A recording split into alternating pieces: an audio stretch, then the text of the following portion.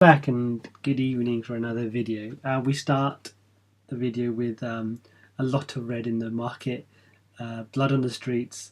Um, Compared to this time last week, we were excited by a price rise and didn't understand why, and it's almost the opposite. Today we've dropped another 4 billion. Bitcoin dropped around $100 in its price around an hour ago.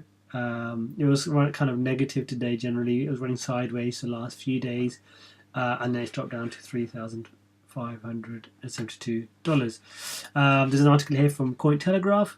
Also just kind of highlighting the loss. And again, I can't imagine this is going to be institutional investors, because straight away the money's gone straight into currencies like Tether. If you look at Tether and any of the stable coins, they're all up. Tether just over $1, and obviously USDC similar pricings you would see.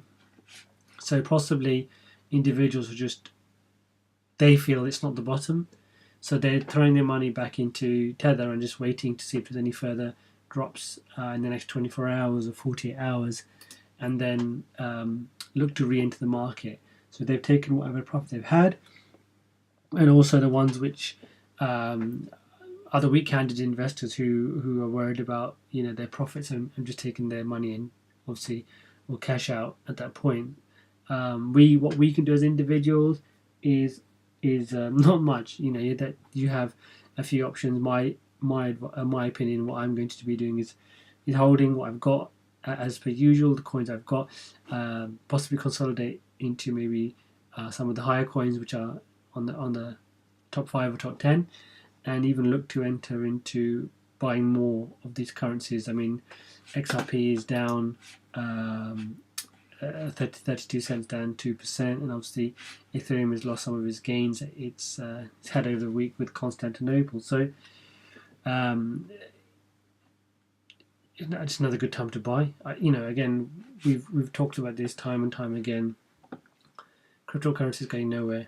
If Bitcoin is not going to be number one coin, then XRP will take it. And if XRP is not going to be there, Ethereum, and then there'll be another coin. So the market's not going to go anywhere, and I'll try and keep you updated with any new developments and in any new currencies which are upcoming. But at the moment, the market is down. Not much information on it just yet. Again, like I said last time, a lot of just technical analysis, people seeing the break points and then just doing sells and making money on Bitcoin that way. Remember, cryptocurrency is a 7-day, 365, 24-hour day market. It just doesn't stop. So it can get, quite relentless for people sitting there. And, also people can make a lot of money, all year round, every day. There's no holidays for the crypto market. So, again, just please bear with it. Things will improve. There's too much good news which will overwhelm the negative or the bad sell-offs. So just a small update on that, but we'll move on to the next article. For my next article, still focusing on Bitcoin, an article on CoinDesk by quotes from Kevin Dowd. He's a professor of finance and economics in the School of Durham University.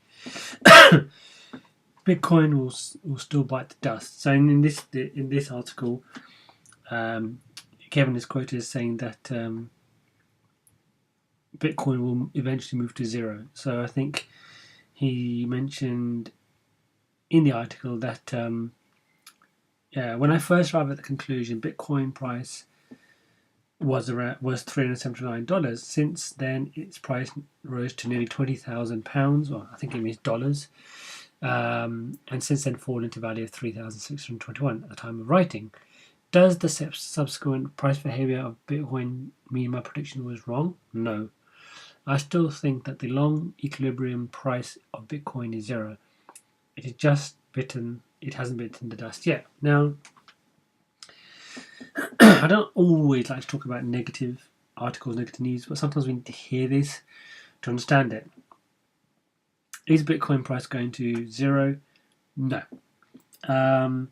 Something, a very good point made on another reading or another podcast. It's, I don't know the actual terminology, but it's lowest point of entry. So traders will use that with stock where they think it's a good time to buy. Bitcoin's price would be way, way, way before it hits zero for people to start throwing their money in. If tomorrow Bitcoin's price was $1,500, and I think in the UK that's something like £900 or £1,000. The amount of people who would just be throwing themselves, throwing money into the market just to get themselves in. I mean, nothing is impossible. So Bitcoin's price for zero, yes, there's a possibility. There's a possibility of everything. Mathematically, there's always a possibility. What would it have to be if Bitcoin went to zero? A massive, massive flaw in Bitcoin which cannot be fixed. Every wallet is hackable. There's no network. There's no internet. I mean, that would affect loads of places. I mean, there wouldn't just be Bitcoin, which is plummeting. It would have to be catastrophic, a monumental, catastrophic breakdown of the internet. Something on that sort of level. You've even seen it with coins at 51% attack, like Ethereum Classic. They're still there. You know, they're still there in the top 10, top 20 coins, and they are surviving. Bitcoin is a bit different to these sort of coins. You know, it's got a lot more liquidity in the market, so it's a lot stronger. There's a lot more nodes, lots more mining going on. People who write these articles need to think a little bit more dynamic than just if this was a stock or if this was a company. Bitcoin is not a company. It's not a stock. It's a currency, and it's been slowly being turned into digital gold. Gold, if you look at it, it's not usable in terms of it's not transportable. It's hard to get into the market with it, and then you've got storage issues. You know, I think the article even talks about things about versatility. An inferior product cannot survive. Who's saying it's inferior? On the standards of an article written by someone else, they can claim it's inferior compared to, you know, a product which is not even in the same running. You can't compare Bitcoin to an Apple iPhone. You're not understanding the true idea of Bitcoin. You've got an item which is unbreakable, unhackable as of yet, uncorruptible as of yet, complete transparency. So governments actually like Bitcoin because they can see everything on the ledger. So if they know the starting address, they will never lose money. They never lose the sight of money. So for example, if I held money in an address and it was always in the address, they will, as soon as money left that address, they would see it. So there's no hiding money from the government of Bitcoin. You know, they have been known to have said, we would rather people use Bitcoin, we can track it easily or easier than traditional finance protocols or avenues. So for Bitcoin to hit zero would have to be massive, and I just wanted to talk about this article because there's little relevance in this article, the fact that anything of actual substance in this conversation. If you look at the high headline, it's an inferior product. Yes, its speeds are slow, but that doesn't mean it's inferior. There are other products which are coming on top of Bitcoin, like Lightning Network, like dApps, making it faster, making it more superior, I should say, or in line with the other coins. You know, a very an article where I've written somebody who just doesn't like Bitcoin. I mean, it's not easy to tell by reading it that somebody that isn't favourable for crypto or generally Bitcoin. Bitcoin's been around for 10 years. When it went from whatever it was, less than a cent, people, didn't think it was going to get to $10. It got to $10. People didn't think it was going to get to $100. It got to $100. People didn't think it would get to $1,000. And then 10,000 became 10,000. 10,000 became 20,000.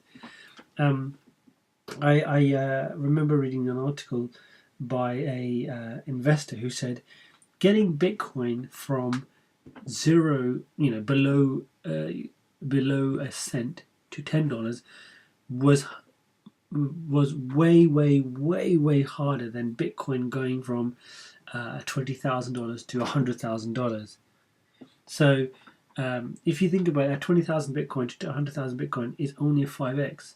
But if you're going from a less than a cent to $10, it's like, you're Xing around 30, 40, 50 times, which seems more impossible. And that's why penny stocks don't generally survive in the market. So people have always written off Bitcoin and written off the idea. But you give me any other company, any other bank, let's just class Bitcoin as a bank now.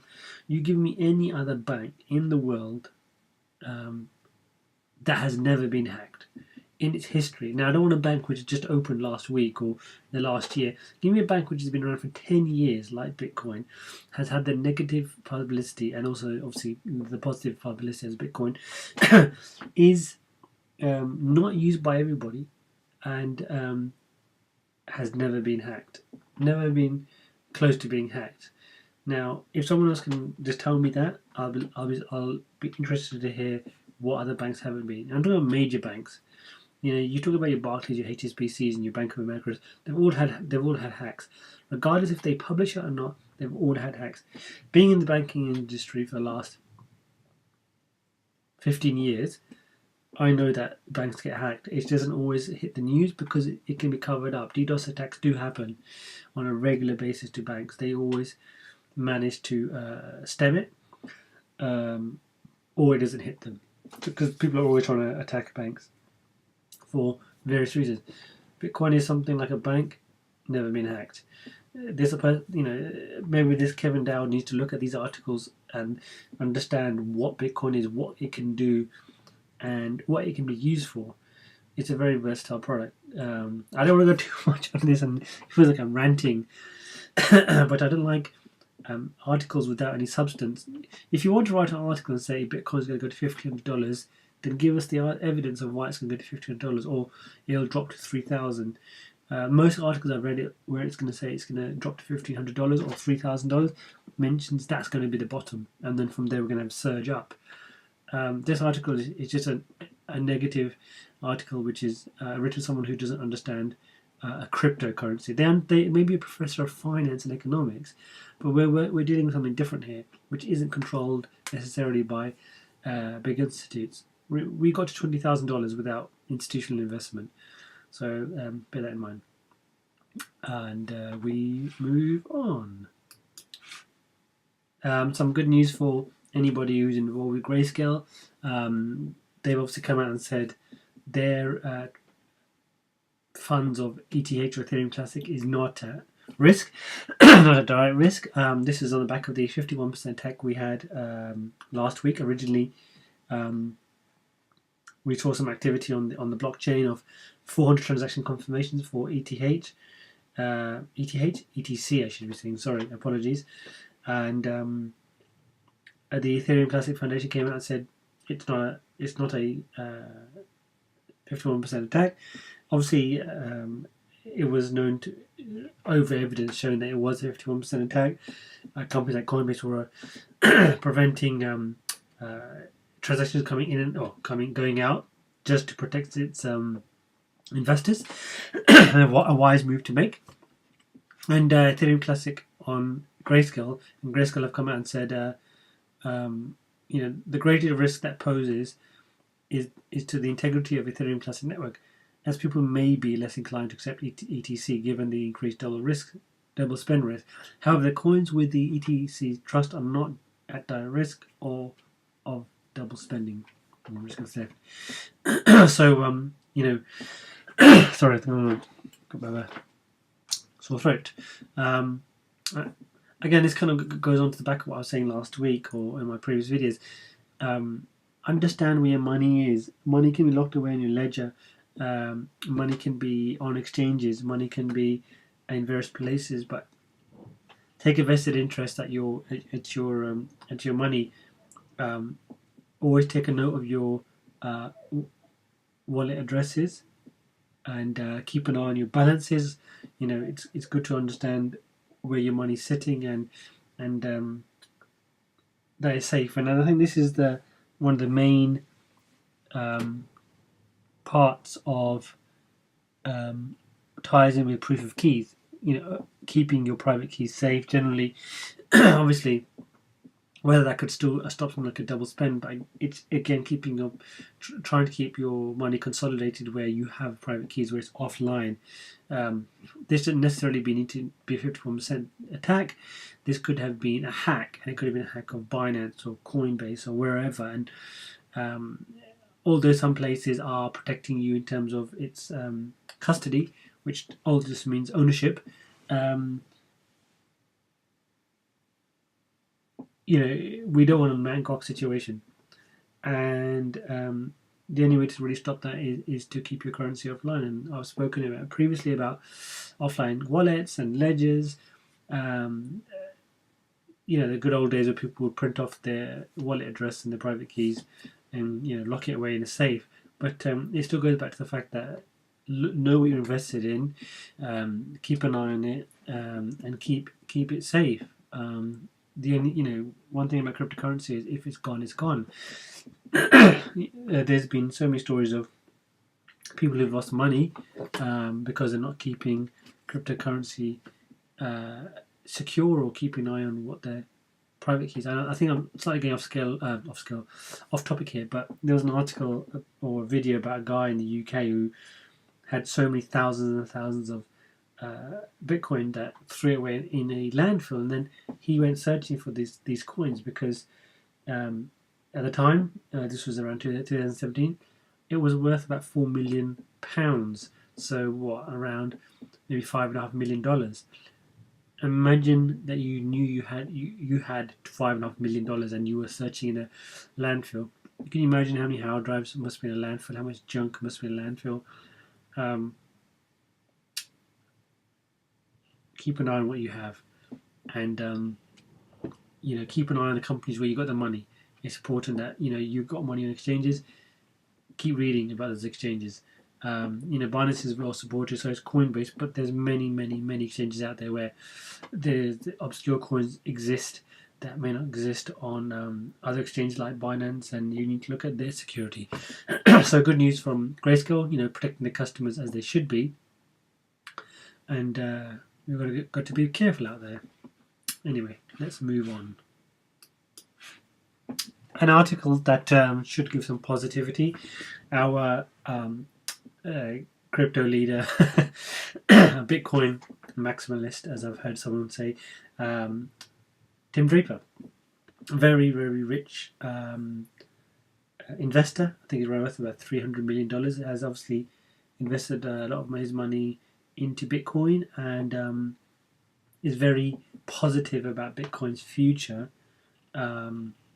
Even though if you're not looking at the screen, you can see on the right hand side Bitcoin's price. It's come down from me making this video. And this article, which is actually talking about its history and where we go. And Tim Draper's been very positive about Bitcoin and its long term prospects. I think he's mentioned something like $250,000 by end of 2020, and this is a complete contrast to the first article by Mr. Dowd that I read about, and it's again talking about things like Bitcoin's resilience. And I read something important happened with the failure of Mt. Gox. The price of Bitcoin only dropped 20%, and the currency continued to be traded on other exchanges. I was flabbergasted and fascinated.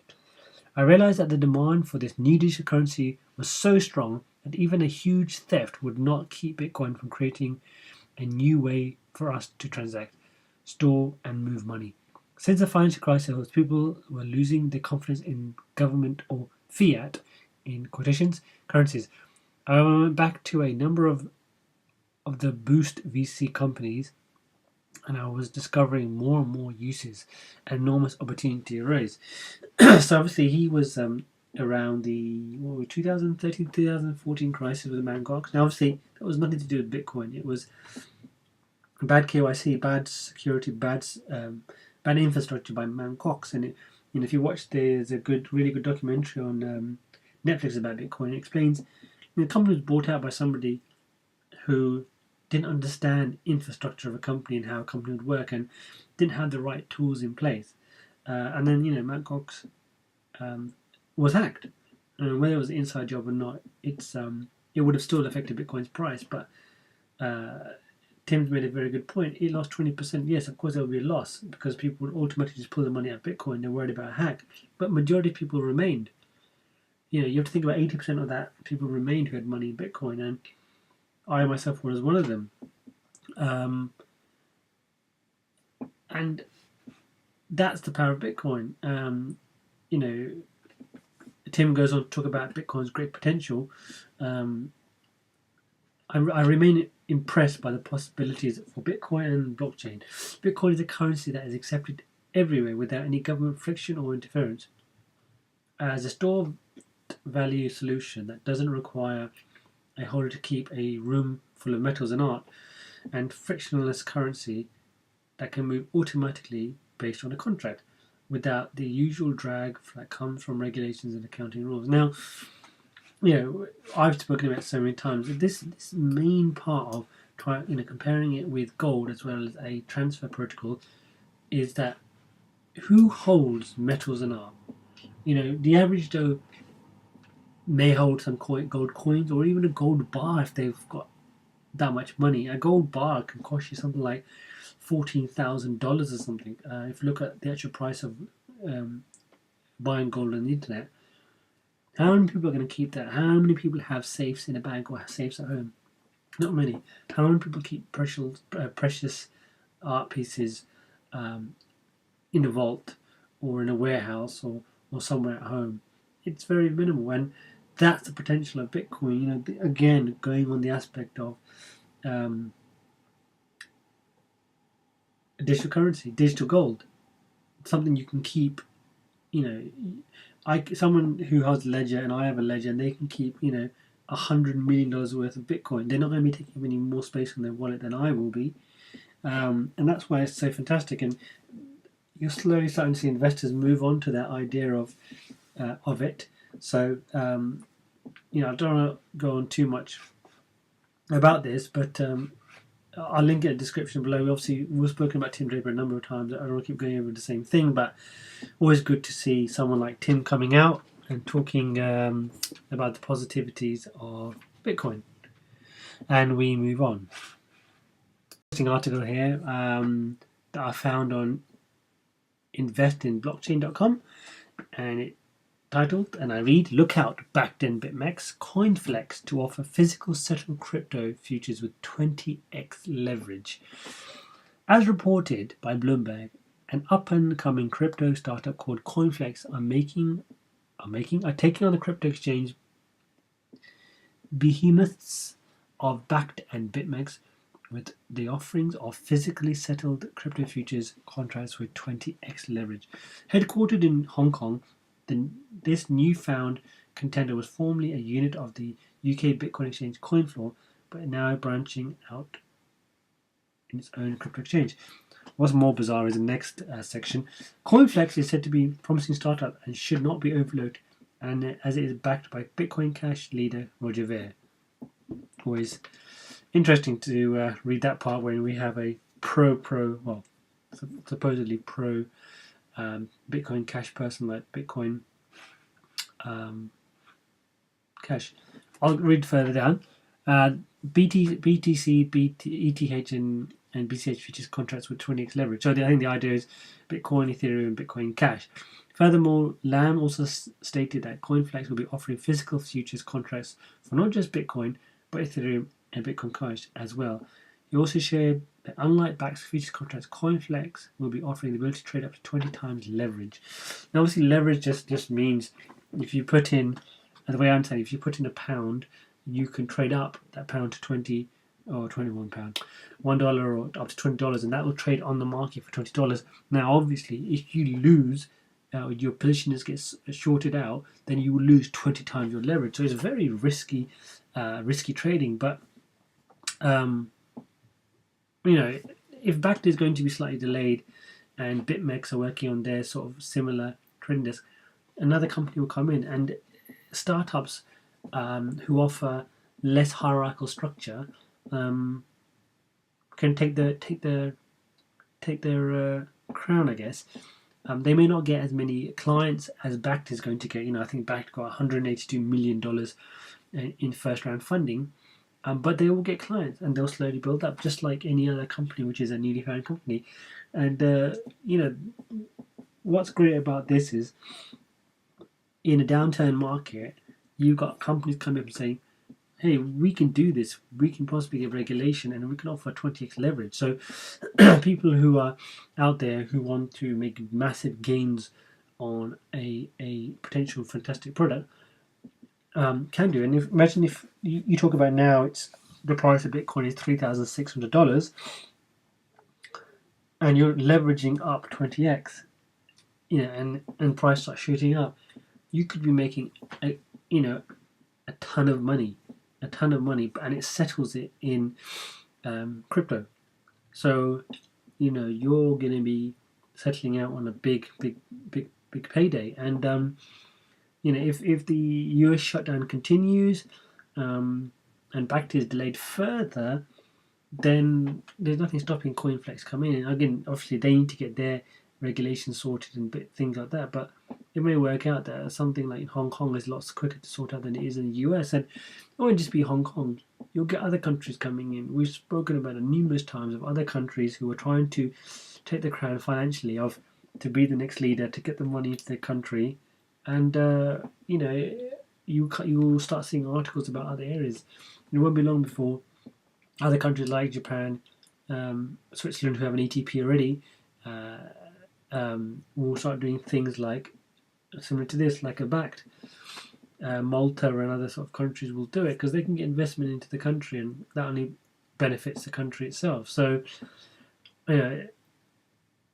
we will see what happens with Coinflex, but it's going to be a very interesting year, and always very positive to see and very positive to end on. So I'll end it there. Tomorrow's Monday, and I hope everybody here listening has had a good weekend. I hope to see some price rise tomorrow. It's been a bit of a slow day. Let's look at the market now, give it a quick refresh. And yes, just moving sideways. Volume's quite fairly low. Bitcoin dominance is up. And we want that to come down a bit and money going to the altcoins, but everyone's trying to keep it safe and throw it back into Bitcoin. So have a good evening wherever you're listening from. Please comment, like and subscribe, and I shall see you on the next video. Goodbye.